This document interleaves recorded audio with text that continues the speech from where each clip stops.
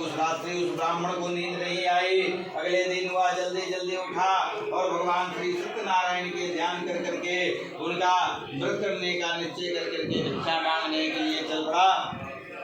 भगवान की लीला बड़ी अपरंपार होती है। उस दिन उस दरिद्र ब्राह्मण को, उस गरीब ब्राह्मण को बहुत सा भिक्षा में बहुत सा धन मिला, जिससे उसने पूजन करके यह पूजन का सब सामान खरीद करके घर आ करके अपने बंधु बांधवों के साथ भगवान श्री सत्यनारायण के व्रत को किया। और जिसके करने से वह दरिद्र ब्राह्मण सब दुखों से छूट करके अनेक प्रकार के संपत्तियों से युक्त हो गया। और तब से वह प्रत्येक महीने भगवान श्री सत्यनारायण के व्रत और पूजन को करने लगा। श्री सत्यनारायण भगवान के व्रत को जो मनुष्य शास्त्र विधि के अनुसार श्रद्धा पूर्वक करता है वह सब पापों से मुक्त हो जाता है और मोक्ष को प्राप्त कर लेता है।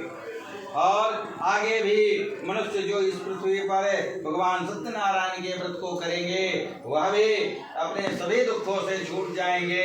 इस तरह नारद जी से सत्यनारायण भगवान का कहा हुआ व्रत मैंने तुमसे कहा, हे ब्राह्मण अब और क्या जानना चाहते हो वह मुझसे कहो। तब ऋषियों ने कहा कि हे मुनीश्वर, संसार में उस ब्राह्मण से सुनकर के किस किसने इस व्रत को किया हम सब सुनना चाहते हैं। हमारे मन में यह सब सुनने की तीव्र इच्छा और श्रद्धा हो रही है। तब ऋषियों ने कहा, तब सूत जी ने महाराज ने कहा कि हे मुनियों, जिस जिस प्राणी ने इस व्रत को किया उन सबकी कथा ध्यान पूर्वक सुनो। एक समय वह ब्राह्मण धन और ऐश्वर्य के अनुसार बंधुवान को सहित अपने घर पर व्रत कर रहा था। उसी समय एक बूढ़ा लकड़हारा लकड़ी बेचने वाला वहां आया और उसने सिर पर रखा लकड़ियों का गट्ठर बाहर दरवाजे पर रख दिया और उस ब्राह्मण के घर में चला गया। भूख से प्यास से व्याकुल लकड़हारे ने उस ब्राह्मण को व्रत करते हुए देखा और प्यास को भूल गया, भूख को भूल गया और उस ब्राह्मण की यहाँ बैठ गया। जब भगवान की कथा समाप्त हुई तो आरती प्रसाद लेकर के बड़ी नम्रता के साथ हाथ जोड़ कर करके वह लकड़हारा पूछता है कि हे ब्राह्मण देवता, आप यह किस देवता का पूजन कर रहे हैं, इसके करने से क्या फल होता है, कृपा करके मुझे बतलाइए, इसे सुनने की मेरी तीव्र इच्छा हो रही है। हे ब्राह्मण देवता, ब्राह्मण के उस लकड़हारे से बोला कि अरे भाई, यह सब मनोकामनाओं को पूर्ण करने वाला श्री सत्यनारायण भगवान का व्रत है। इनकी ही कृपा से मेरे घर में जो तुम देख रहे हो धन सुख समृद्धि ये सब इन्हीं की कृपा से वृद्धि हुई है।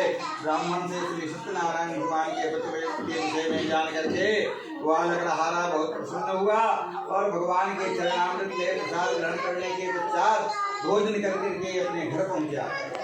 अगले दिन लकड़हारे ने अपने मन में संकल्प किया कि आज लकड़ी बेचने से जो कुछ भी धन मिलेगा उसी से मैं भगवान श्री सत्यनारायण जी के उत्तम व्रत को करूंगा।